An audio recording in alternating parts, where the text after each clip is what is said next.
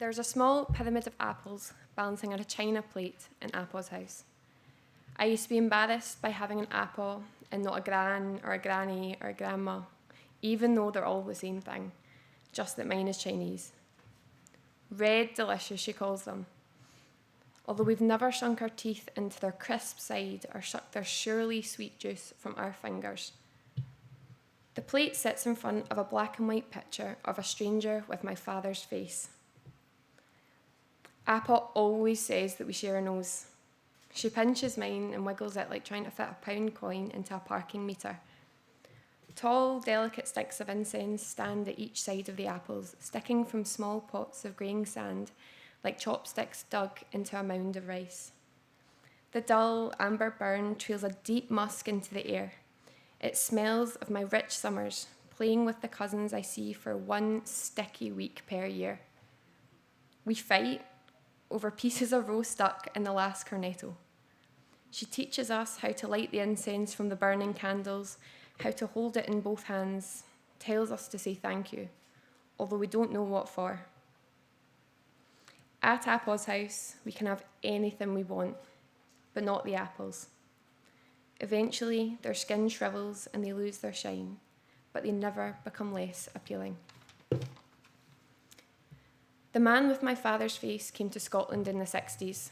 He had nothing but a metal biscuit tin with a roll of fresh underwear tucked inside. Soon after, his 17-year-old wife, Apple, joined him. She carried the worries of moving from Hong Kong low in her abdomen next to my unborn father. Apple and her husband worked side by side in a sweaty Chinese restaurant, and Apple bore my uncles and auntie with the quickness of a young cat.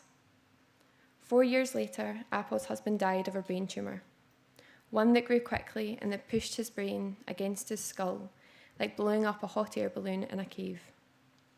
In the end, she mostly remembered how his ribs stuck from his body. She could count each one, 12 on each side. Portions of ribs that went out at the restaurant had the same number and were covered in a dark, sticky sauce. Ay-ya! Her young children hung round her legs, tiny, fat hands suckered like starfish.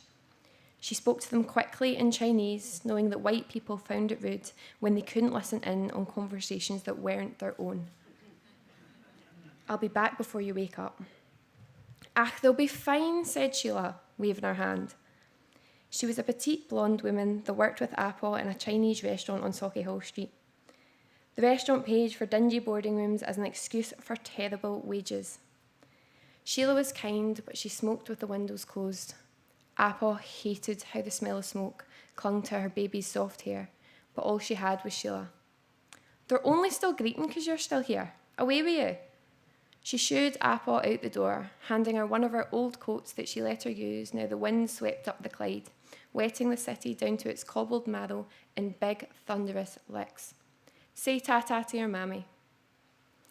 The Lucky Dragon was a drab restaurant with Chinese chefs and skinny Scottish waitresses.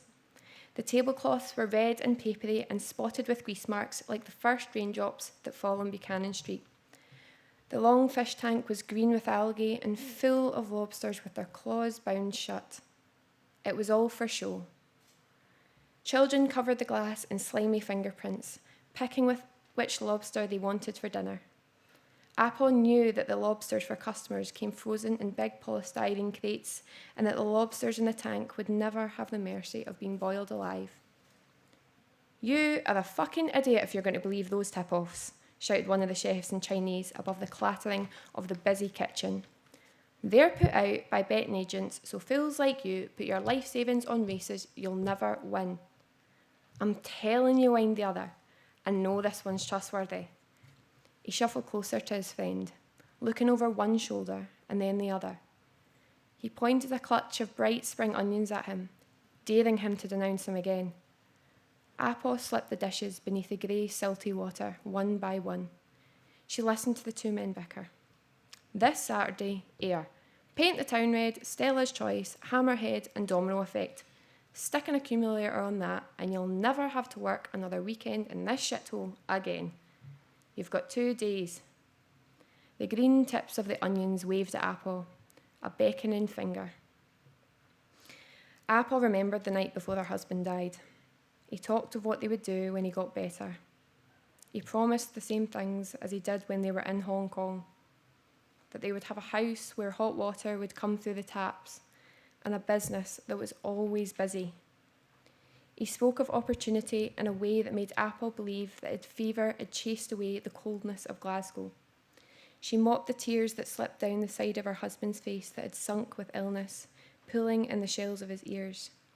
He stared with unseeing eyes at the blistering ceiling, and she hoped he died believing they were still in Hong Kong.